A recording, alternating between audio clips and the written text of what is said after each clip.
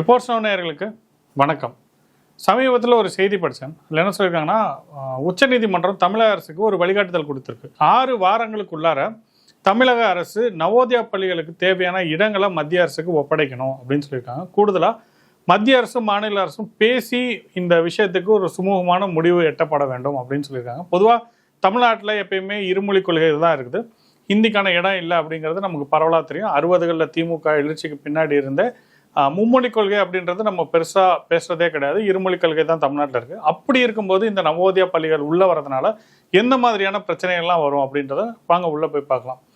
முதல்ல இந்த நீதிமன்றத்தில் என்ன நடந்திருக்கு அப்படிங்கிறத நம்ம புரிஞ்சுக்கிட்டா தான் இதோடைய உள்ளே இருக்கக்கூடிய எல்லா விஷயங்களையும் நம்மளால புரிஞ்சுக்க முடியும். ஃபர்ஸ்ட், சென்னை உயர்நீதிமன்றத்தோட மதுரை கிளை என்ன சொல்லியிருக்குன்னா, 2 மாதங்களுக்குள்ளார நீங்கள் இடம் கொடுப்பதற்கான முயற்சியில் இறங்குங்க அப்படின்னு சொல்லிட்டு மதுரை கோர்ட் ஒரு டைரக்ஷன் கொடுத்தது.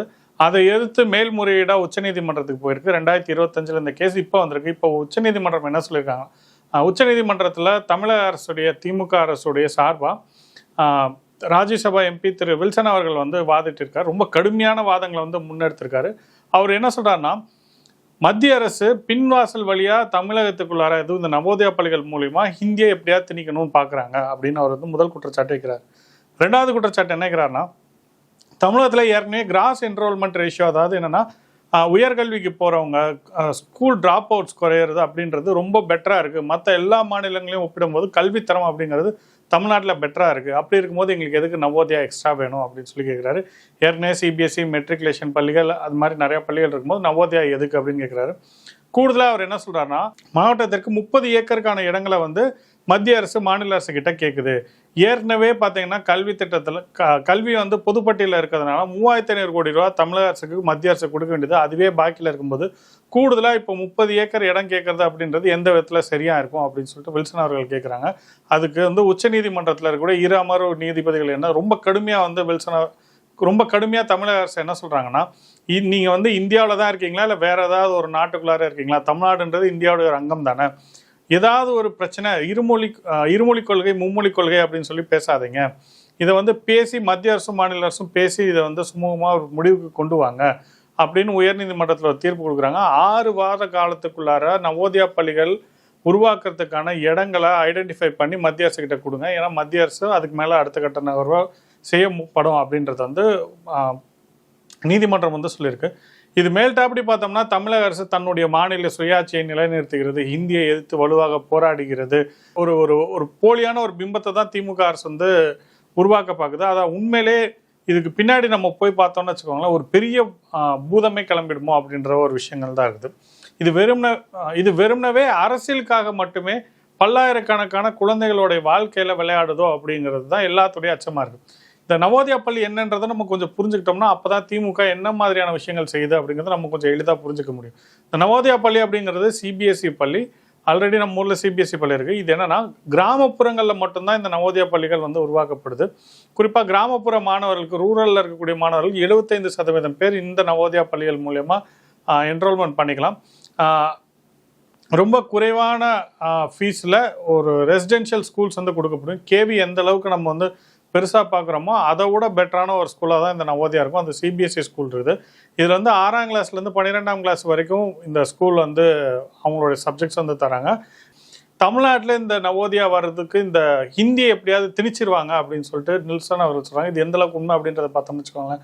ஏற்கனவே தமிழ்நாட்டில் ஹிந்தி பிரச்சார் சபா அப்படின்னு இருக்குது. ஹிந்தியை தமிழ்நாடு முழுக்க கொண்டு போய் சேர்க்கறதுக்கான மத்திய அரசுடைய ஒரு அங்கம் தான் இந்த ஹிந்தி பிரச்சார சபா. சென்னையில் டிஆர்ல இருக்குது. கிட்டத்தட்ட 8 எக்ஸாம் வைக்கிறாங்க.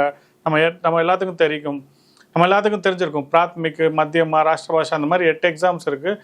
லட்சக்கணக்கான மாணவர்கள் இந்த ஹிந்தி எக்ஸாம்ஸ்லாம் எழுதுறாங்க. பல பேர் இந்த எக்ஸாம்ஸை என்ரோல் பண்ணுறாங்க. இதை தாண்டியும் ஹிந்தியை எங்கேயாவது தமிழ்நாட்டில் திணிக்க முடியுமான்னு தெரியல. அப்படி ஹிந்தியை எதிர்க்கிறாங்கன்னா முதல்ல ஹிந்தி பிரச்சார சபாவில் தான் போய் இவங்க போராட்டம் நடத்தணும். அது இல்லை, பல சிபிஎஸ்சி ஸ்கூல்ஸில் இன்றைக்கி ஆங்கிலம் முதல் வழி கல்வியாக இருக்குது, ஹிந்தி 2வது வழி பாடமாக இருக்குது. நிறைய பேர் ஃப்ரெஞ்சு படிக்கிறாங்க, நிறைய பேர் வேறு மொழி படிக்கிறாங்க. தமிழ் இல்லவே இல்லைன்ற அளவில் தான் இருக்குது. இவங்க வந்து தமிழ் அழிஞ்சு போய்டும், இந்த நவோதியா வந்தா ஹிந்தி மூலியமாக தமிழ் அழிச்சிருவாங்கன்னு சொல்கிறதெல்லாம் சுத்த ஏமாத்தம். தமிழை அழிக்கிறதுக்கான வேலைகளை ஆல்ரெடி இந்த திமுக அரசு வந்து செஞ்சுக்கிட்டு தான் இருக்குது. இவருடைய அன்பில் மகேஷ் அவர்களுடைய பையன்கிட்ட ஒரு பேட்டியில் நீங்கள் பார்த்துருப்பீங்க. நீ என்ன படிக்கிறேன்னு கேட்டால் நான் ஃப்ரெஞ்ச் படிக்கிறேன் அப்படின்னு ரொம்ப கேஷுவலாக சொல்லியிருப்பான். அந்த அளவுக்கு தான் இங்கே இருக்கக்கூடிய அரசியல்வாதிகள் அவங்களுடைய பிள்ளைங்களை தமிழை தாண்டி வேற வேற மொழி படிக்கிறதுல ஆர்வம் காட்டுறாங்களே தவிர இங்கே இருக்கக்கூடிய தமிழை வழக்கத்துக்கான எந்த வேலையும் செய்கிறது கிடையாது. மூன்றாவதாக ஒரு மொழி இலவசமாக கற்றுக்கலாம் அப்படின்னு பார்த்தீங்கன்னா ஏழை எளிய மாணவர்கள் பெரும்பான்மையாக அரசு பள்ளியில் படிக்கிறாங்க. அவங்களுக்கு இந்த வாய்ப்பு இருக்கக்கூடாது. ஏன்னா மூணாவது மொழி எல்லா தனியார் பள்ளிகளையும் ஆல்மோஸ்ட் இருக்குது. ஹிந்தி அப்படின்றது எல்லா தனியார் பள்ளிகளையும் இருக்கக்கூடிய ஒரு விஷயமா தான் இருக்குது. கிட்டத்தட்ட 60% மாணவர்கள் பார்த்தீங்கன்னா தனியார் பள்ளிகளில் தான் சேர்க்கறதுக்கு விரும்புகிறாங்க. 60% மாணவர்களுக்கு மும்மொழி திட்டம் அப்படின்னு தமிழகத்தில் ஏற்கனவே இங்கே இருக்கக்கூடிய ஒரு விஷயம்தான். ஏழை மாணவர்கள் படிக்கக்கூடாது அப்படிங்கிறது தான் திமுக ரொம்ப உறுதியாக இருக்கே. அடுத்ததாக அவங்க வைக்கக்கூடிய ஒரு பெரிய குற்றச்சாட்டு என்னன்னு பார்த்தீங்கன்னா 30 ஏக்கர் இடம் எங்ககிட்ட ஆல்ரெடி கேட்குறாங்க. நாங்கள் ஆல்ரெடி பார்த்தீங்கன்னா வளர்ந்த மாநிலம், எங்கள் ஊரில் வந்து கல்வி அப்படின்றது ரொம்ப மேம்பட்டு இருக்குது, எங்களுக்கு எதுக்கு நவோதயான்னு இன்னொரு ஒரு பள்ளி கொடுக்குறீங்க அப்படின்னு சொல்லி இவங்க கேட்குறாங்க. இது நம்ம கொஞ்சம் தெளிவாக புரிஞ்சிக்க வேண்டிய விஷயம் என்ன அப்படின்னு பார்த்தீங்கன்னா தமிழக அரசு அப்படின்றது ஃபர்ஸ்ட் என்ன சொல்கிறாங்க, நாங்கள் 30 ஏக்கர் நிலம் ஏன் கொடுக்கணும், மத்திய அரசு வந்து எங்களுக்கு 3500 கோடி ரூபா தர வேண்டியது ஆல்ரெடி இருக்குது, அதை கொடுக்காம இருக்காங்க, இதில் கூடுதலாக இடம் கேட்குறாங்க அப்படின்னு சொல்லி அவங்க ஒரு குற்றச்சாட்டுக்கிறாங்க. இதோட இன்னொரு முரணாக நீங்கள் என்ன பார்த்தீங்கன்னா நாங்கள் ஆல்ரெடி வளர்ந்த மாநிலம், எங்கள் மாநிலத்தில் கல்வி நல்லா இருக்குது, நான் எங்களுக்கு ஏன் தேவையில்லாமல் இன்னொரு விஷயம் கொடுக்குறீங்க அப்படின்னு சொல்லுங்கள். ரெண்டும் பார்த்தீங்கன்னா ஒரு முரணாக இருக்கும். ஒன்று நாங்கள் வளர்ந்த மாநிலம், எங்களுக்கு எதுவுமே வேண்டாம் அப்படின்னு தெளிவாக சொல்லிடலாம், எனக்கு 3500 கோடி ரூபா தேவையில்லை அப்படின்னு சொல்லலாம். இல்லை எனக்கு 3500 கோடி ரூபா வேணும்னா இப்போ மத்திய அரசு சொல்லக்கூடிய செயல் திட்டங்களையும் நீங்கள் நிறைவேற்றி தானே ஆகணும். ஏன்னா கொடுக்கக்கூடிய வந்து மத்திய அரசுடைய பணம் தானே. அங்கே வரும்போது அவங்க சொல்கிற கண்டிஷன்ஸை ஃபாலோ பண்ணி தானே, ஒன்று கண்டிஷனை ஃபாலோ பண்ணணும், இல்லை எனக்கு எதுவுமே வேண்டாம். இது ரெண்டில் ஏதாவது ஒரு நிலைப்பாட்டில் இருக்கணும். ஆனால் இங்கே தமிழக அரசு அப்படிலாம் இல்லை. எனக்கு பணம் வேணுங்கிற இடத்துலலாம் பணம் வேணும்னு கேட்பாங்க. இதை செய்யுங்கன்னு சொன்னால் அதை நாங்கள் செய்ய மாட்டோம், இது மாநில சுயாட்சி, மாநில உரிமை அப்படின்னு வந்து சொல்லுவாங்க. இது திமுக அரசு காலங்காலமாக பண்ணக்கூடிய ஒரு அரசியலுக்காக அவங்க போடக்கூடிய ஒரு நாடகம் தான். பல பேர் இதில் என்ன கிரிட்டிசிசம் வைக்கிறாங்கன்னா, இந்த நவோதயா பள்ளிகள் வர்றது மூலயமா தனியார் பள்ளிகளே தமிழ்நாட்டில் இல்லாமல் போயிடும், தனியார் பள்ளிகளை ஊக்குவிக்கிறதுக்காக தான் இந்த மாதிரிலாம் செய்கிறாங்க அப்படின்னு சொல்கிறாங்க. இது உண்மை கிடையாது. இதில் எனக்கு ஏற்பும் கிடையாது. ஏன்னா நவோதயா பள்ளியில் ஒரு மாவட்டத்துக்கு பார்த்தீங்கன்னா ஒரு வகுப்புக்கு 80 பேர் படிக்கலாம்.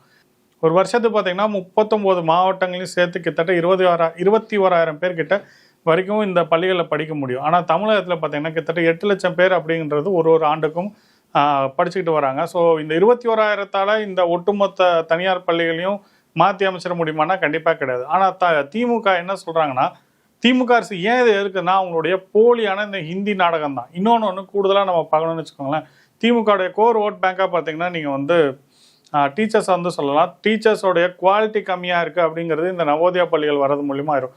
ஒரே ஊரில் ஒரே கிராமத்தில் படிக்கக்கூடிய பையன் ஐஐடி, ஐஏஎம், அதே மாதிரி ஐஏஎஸ், ஐபிஎஸ் ஆஃபீஸர்ஸ் அதுக்கான வாய்ப்புகள் இருக்கும். இன்னொரு பக்கம் பார்த்தீங்கன்னா அதுக்கான வாய்ப்புகளே சுத்தமாக இல்லாத ஒரு நிலைமையில தான் இருக்கும். இந்த ஒப்பீடு அப்படின்றது ரொம்ப இயல்பாக வந்துடும்.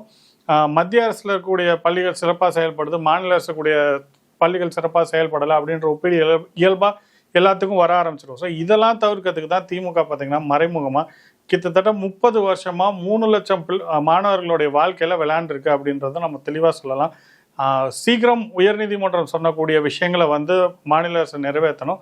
இது மூலியமாக பல லட்சக்கணக்கான மாணவர்கள் பயன்படுவார்கள்.